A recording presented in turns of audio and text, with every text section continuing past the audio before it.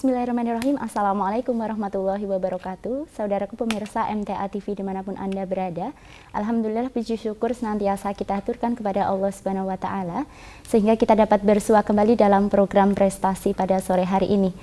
Alhamdulillah di kesempatan sore hari ini kita dapat bersua kembali bersama saya Halidah Haris dan akan membahas terkait dengan cairan ajaib ekoenzim dan pengembangannya.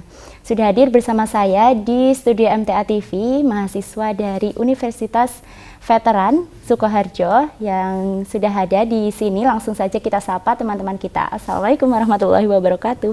Waalaikumsalam warahmatullahi wabarakatuh. Bagaimana kabarnya Mbak? Alhamdulillah baik. Alhamdulillah sehat ya. Alhamdulillah.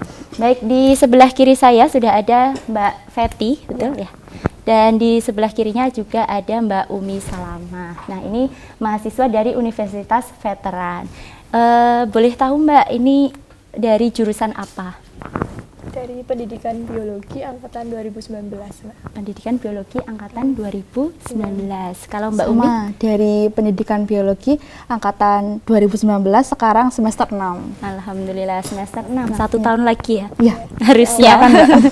Ya, bismillah, alhamdulillah. Baik, di depan kita sudah ada cairan ekoenzim dan pengembangannya. Nah, hari ini kita akan membahas apa saja nih pengembangannya bersama dengan Mbak Feti dan Mbak Umi Salamah. Baik, sebelumnya ini selamat karena teman-teman sudah berhasil ya melakukan PKM dan sudah sampai di pendanaan seperti itu. Masya Allah, hebat sekali mahasiswa dari Universitas Veteran. Dan boleh dijelaskan karena hari ini kan kita akan membahas terkait dengan ekoenzim. Nah, sebenarnya kenalan dulu nih kita dengan cairan ekoenzim itu apa sih, Mbak? Cairan ekoenzim itu adalah cairan yang difermentasikan selama 3 bulan, Mbak. 3 bulan dengan komposisinya dari gula, kemudian ada air, kemudian ada Molase. buah-buahan. Gula itu bisa diganti dengan molase. Molase itu apa? Molase itu tetes tebu. Tetes tebu. Baik, nah ini didiamkan selama 3 bulan. Selama 3 bulan, Masya Allah. Baik. Nah, itu tadi dari ekoenzim ini ya, menghasilkan ekoenzim ini dari fermentasi tersebut gitu ya. Betul. Nah, ini sudah apa saja sih yang dilakukan di PKM-nya sehingga bisa sampai di dana ini, apa saja sih yang sudah dilakukan Mbak Feti dan Mbak Umi? Tentunya kita kan pengabdian ke masyarakat ya, Mbak. Pengabdian ke masyarakat kita juga bagaimana cara mengolah sampah tersebut menjadi ekoenzim, kemudian produk apa aja yang bisa dibuat dari ekoenzim, itu kita membuat hand sanitizer, kemudian ada sabun cuci piring, sama lilin jelantah, dan kita juga membuat buku paduan yang sudah di-HACCP, sudah hak cipta. Sudah hak cipta gitu ya.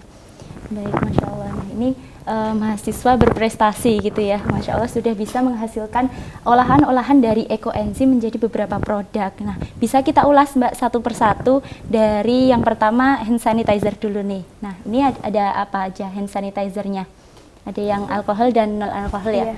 Nah, itu terbuat dari apa? Apa dicampur dengan ekoenzim atau seperti apa sih? Iya. Jadi yang ini itu dengan alkohol ya Mbak Betty? Non alkohol. Nah, ini campuran dengan ekoenzim. Nah, ini sudah diuji dengan roti tawar. Ketika roti tawar yang pakai tanpa ekoenzim itu akan berjamur. Nah, tapi yang memakai ekoenzim itu akan tahan lama, awet gitu. Baik, tadi sudah ada hasil penelitiannya ya, tadi sudah ada di gambarnya, bisa ditampilkan. Jadi kalau hand sanitizer diujikan kepada roti tawar. Gitu ya. Jadi kalau tangannya menggunakan hand sanitizer itu jauh lebih awet gitu ya. Kalau yang dicampur dengan ekoenzim. Kenapa Mbak kok bisa seperti itu? Mungkin karena ada bakteri aktifnya juga baik. Kemudian dari penelitian tersebut sebelumnya itu ada 40 sampel, Mbak. Jadi kita mencari kandidat yang baik, mana sih yang benar-benar baik untuk diabdikan ke masyarakat. Dan ini juga diabdikan ke masyarakat di KWT. Jadi pelatihan di masa pandemi kemarin kan lagi gembar-gembarnya hand sanitizer. Terus ada masyarakat yang mengeluh kalau kita pakai atau beli di luaran itu ke tangan itu pecah-pecah karena kandungan alkoholnya tinggi gitu. Nah, ini sudah diabdikan di mana ini, Mbak? Kalau sekarang ini udah diabdikan ke 6 KWT tempat dan ya. PKK. Iya. Di mana saja boleh disebutkan? Itu ada di Sukoharjo dan di Polokarto. Kalau yang di Sukoharjo itu ada PKK dan KWT. Kalau yang di Polokarto itu juga sama, PKK dan KWT. Bahkan dari kita sudah bekerja sama dengan KWT dan desa tersebut, seperti itu, Mbak. Sudah MOU, Mbak. Iya. Dan mungkin untuk bulan depan itu rencananya kita akan membuat lilin dari jelantah dan ekoenzim. Diabdikan juga ya, ke ke masyarakat. masyarakat Tapi juga. kita juga menguji dulu Iya. itu cocok atau tidak untuk diujikan ke masyarakat, seperti itu. Jadi kita saat membagikan ilmu tidak langsung, tapi kita harus menguji dulu. Kita saring dulu ya yang terbaik. Baik. Nah, untuk hand sanitizer tadi sebelum sebelum diabdikan kepada masyarakat itu berapa lama untuk mengujikan dan menghasilkan produk hand 1 bulan. sanitizer? 1 bulan untuk persiapan, kemudian kita pengulangan itu kurang lebih waktunya 4 bulan, Mbak. Baik. Cukup lama itu, Mbak. Iya. Itu untuk hand sanitizer. Iya, untuk hand sanitizer. Baik. Bagaimana, Mbak, respon dari masyarakat yang sudah diabdikan gitu, dibagikan ilmunya tersebut? Kalau untuk hand sanitizer sendiri masyarakat menerima dan senang ya, Mbak. Karena biasanya kan mereka yaitu mengeluhkan tangannya panas, pecah-pecah, itu karena kandungan alkoholnya tinggi. Dan kalau ekoenzim kan ini mudah dibuat dan masyarakat itu bisa membuat itu di rumah. Dan lebih murah juga untuk biayanya. Biaya dan dampaknya tentunya ya. Iya, yang dirasakan Iya, masyarakat itu masyarakat. seperti itu Iya. gitu. Baik, yang selanjutnya ada apa ini, Mbak? Produknya di sampingnya hand sanitizer itu ada Sabun cuci piring. Ya, itu dari sabun cuci piring lalu kita campur dengan ekoenzim, tetapi takarannya hanya 1 tutup saja, Mbak. Iya. Karena 1 tutup itu manfaatnya udah banyak banget. Luar biasa. Kalau kita pakai ini buat cuci piring itu busanya lebih banyak ketimbang yang sunlight biasa gitu. Ketimbang sabun cuci piring Iya. yang biasa gitu ya.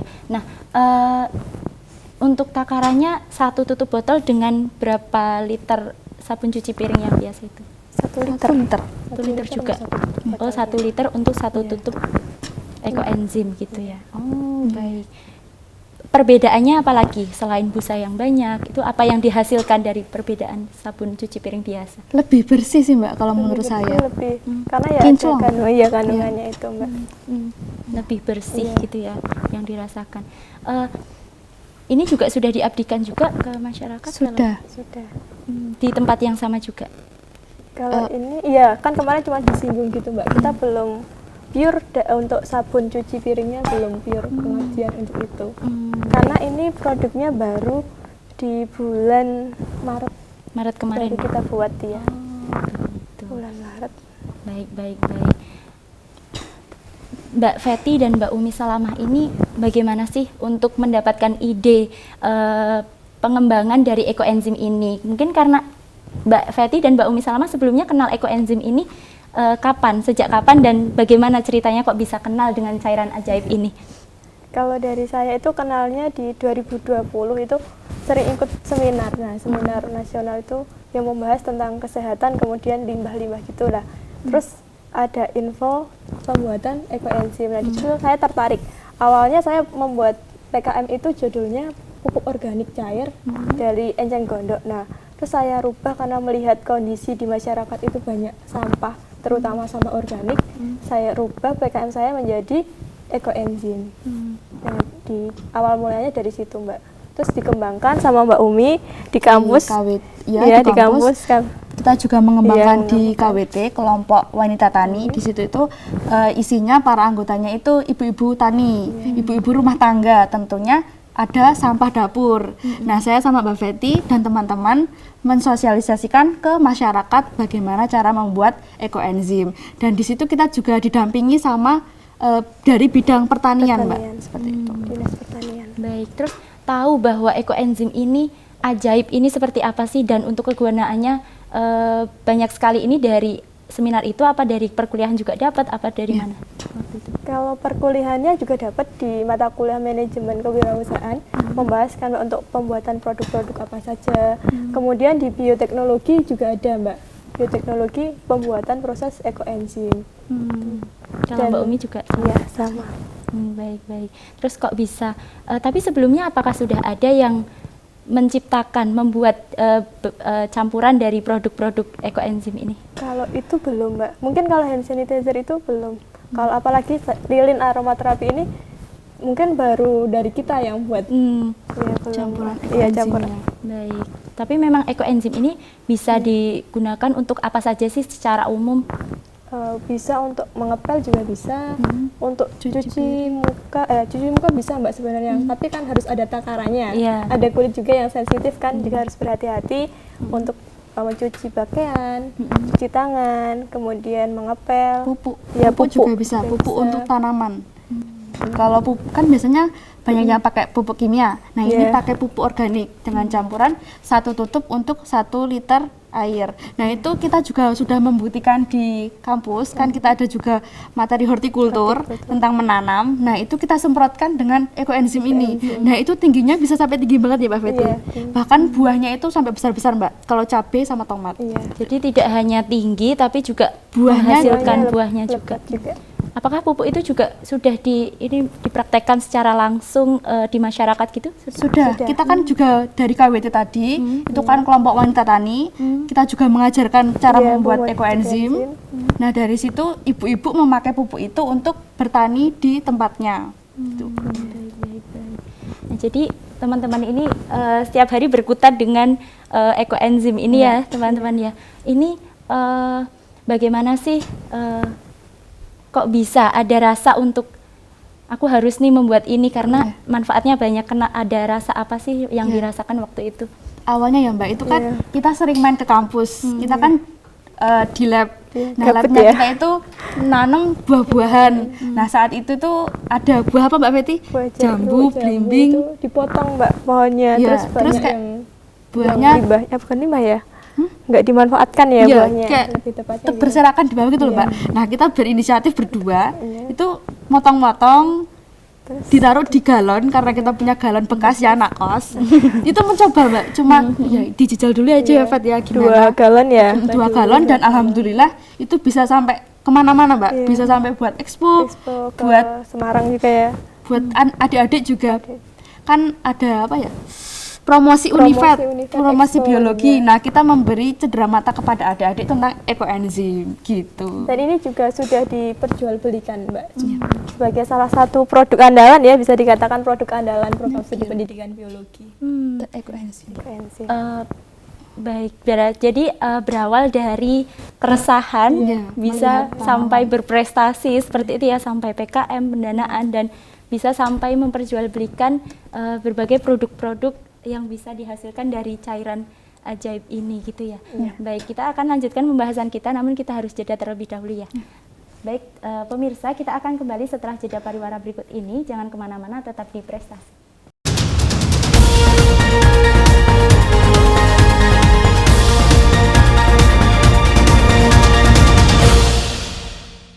Baik, terima kasih pemirsa, Anda masih setia bersama kami dalam program Prestasi. Hari ini masih bersama dengan teman-teman kita dari mahasiswa Universitas Veteran, Mbak Feti dan Mbak Umi Salamah.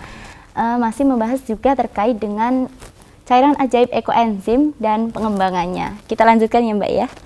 Baik, tadi sudah dijelaskan banyak sekali bahwa banyak produk yang bisa dihasilkan dengan menggunakan cairan ekoenzim.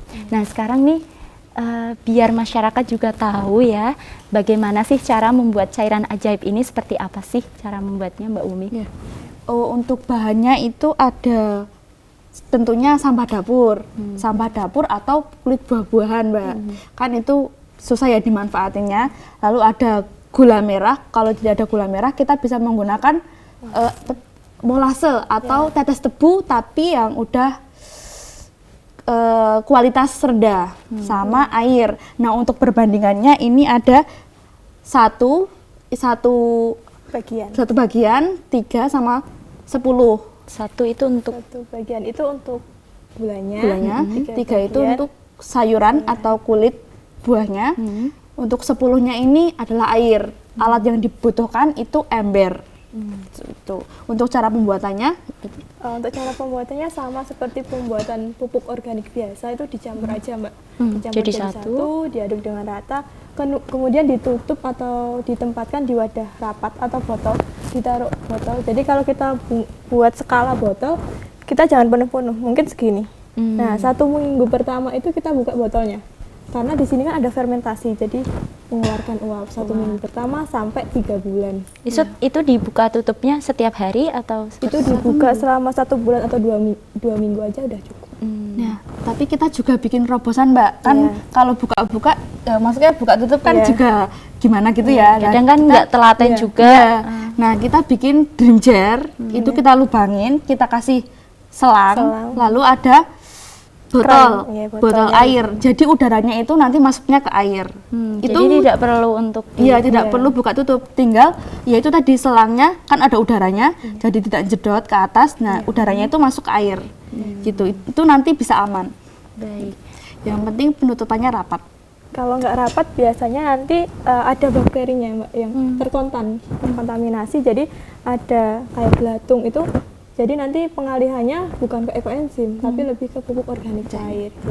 begitu. Dikatakan berhasil pembuatan ekoenzim itu nanti kalau cairan ini nggak ada bakterinya atau nggak ada belatungnya, nggak ada jentik-jentiknya. Jentik-jentiknya. Itu berhasil. Itu berhasil menjadi Ekoenzim. ekoenzim. Iya. Tapi kalau tidak berhasil, apa yang dihasilkan?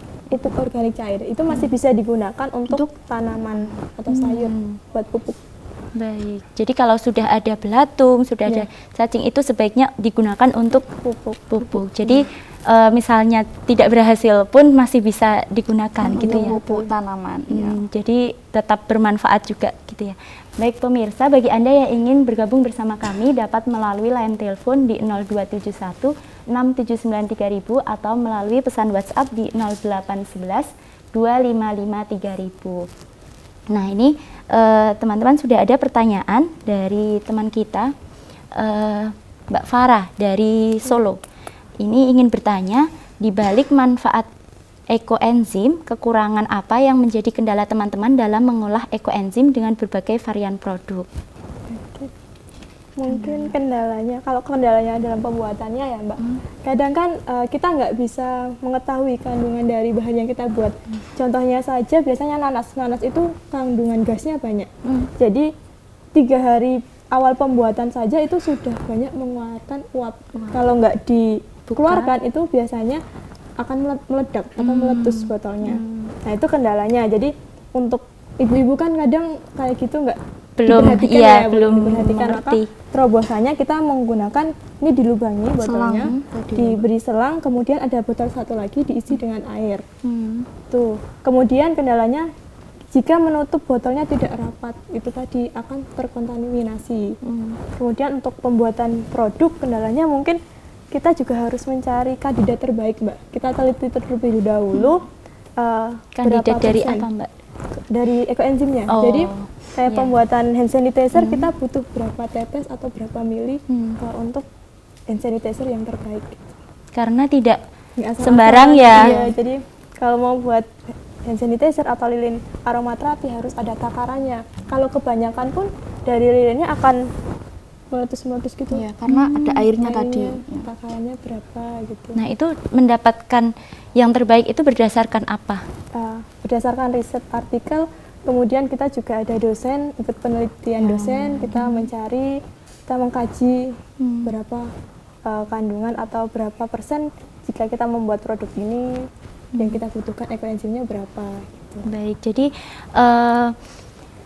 setiap hari perlu untuk membaca, mencari pengetahuan gitu ya untuk mendapatkan hasil yang terbaik. Nah ini biasanya remaja kan pengennya bermain kayak gitu lah. Apa sih yang membuat teman-teman ini mau untuk berkutat dengan hal-hal penemuan-penemuan seperti ini?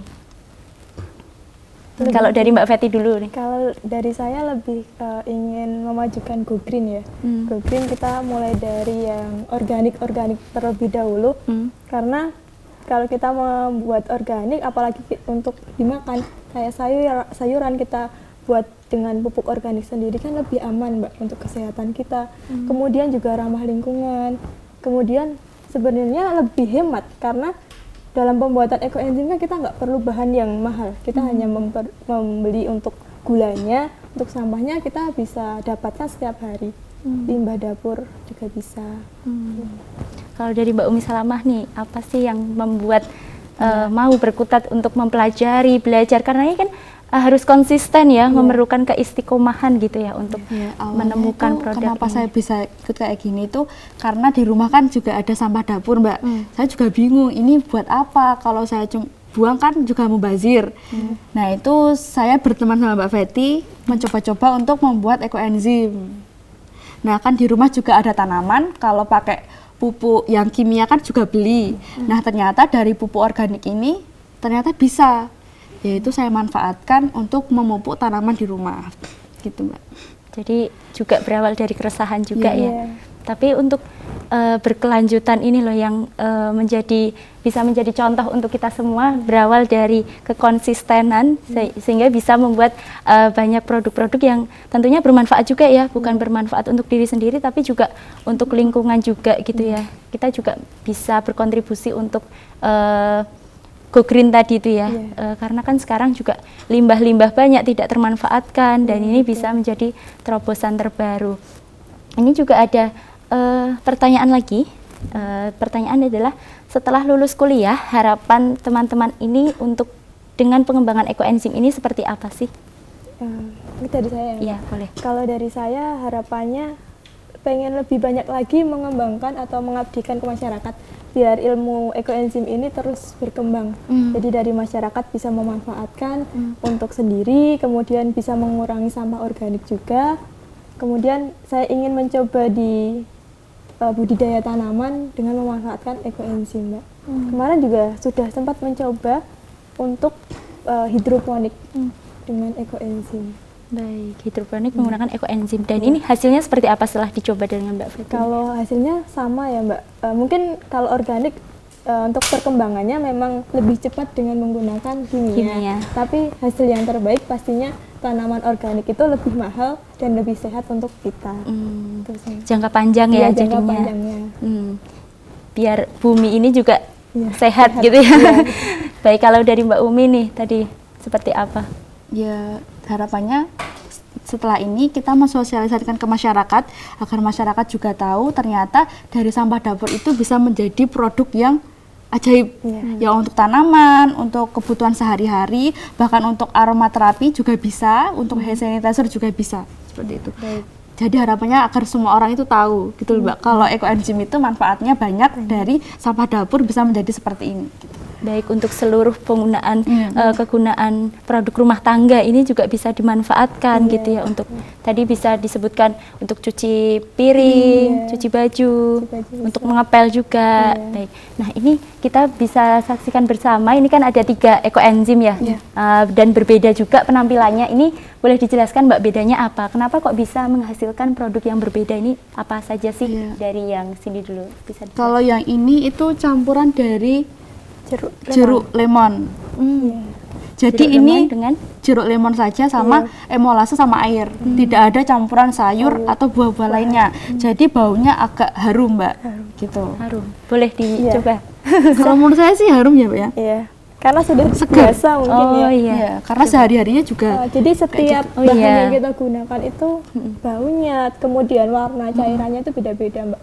Kalau tergantung yang difermentasi. Kalau ibu-ibu yang di rumah ingin cairannya bening itu untuk ngepel atau lap jendela itu biasanya pakai nanas, itu wangi. Cairannya juga jernih. Jadi apa yang difermentasi itu sesuai dengan yang dihasilkan gitu ya.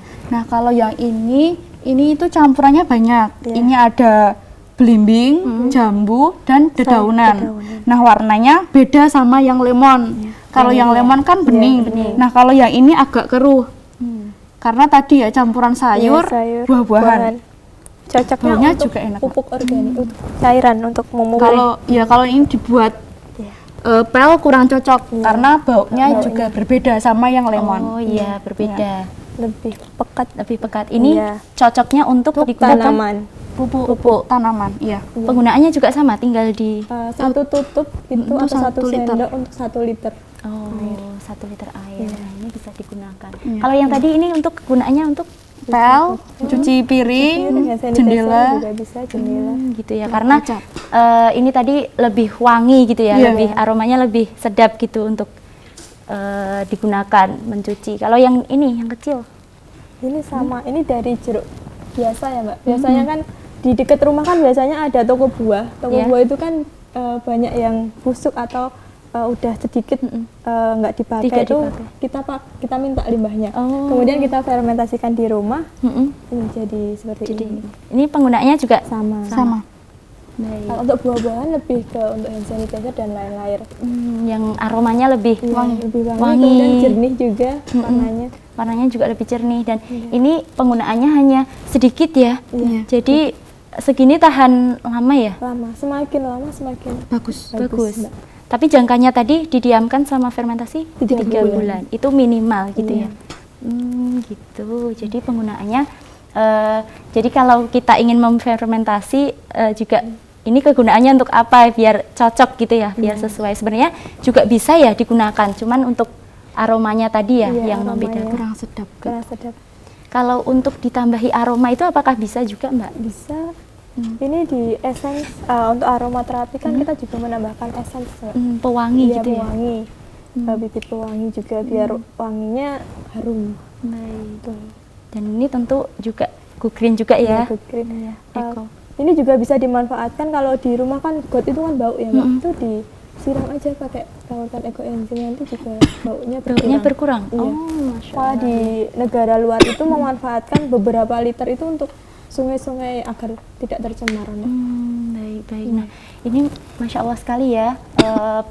Dari limbah bisa digunakan dan dimanfaatkan sedemikian rupa, benar-benar ajaib ya, Masya Allah. Ini hebat sekali. Baik, kalau dari teman-teman sendiri nih, planning kedepannya apa? Kedepannya karena ini kan masih semester 6 ya, masih ada 1 tahun lagi. Nah, apa sih yang ingin dilakukan teman-teman, pengembangannya apa lagi sih yang ingin dilaksanakan? Jadi saya Mbak, planning kedepannya itu kita sama dosen sedang meneliti tentang lilin jelantah dan ekoenzim dijadikan lilin aromaterapi. Nah, kita ini akan mengabdi kepada masyarakat pemanfaatan lilin jelantah dan ekoenzim.